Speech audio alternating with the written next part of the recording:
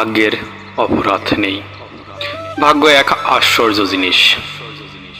কাউকে সুখ দেয়, কাউকে হাসায়, আবার কাউকে জিতিয়ে দেয়।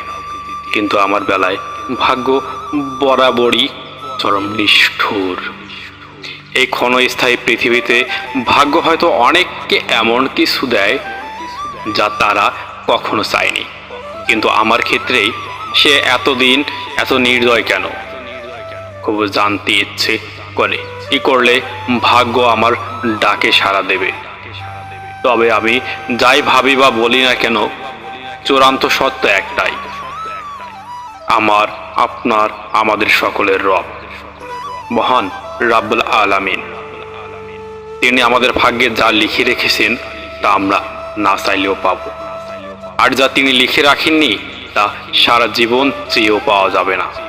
তাই নিজের ভাগ্যকে কখনো দোষারোপ করা উচিত নয়। যা ইচ্ছে বা হবে তাকে আলহামদুলিল্লাহ বলে মেনে নিন, দেখবেন জীবন সুন্দর হবে।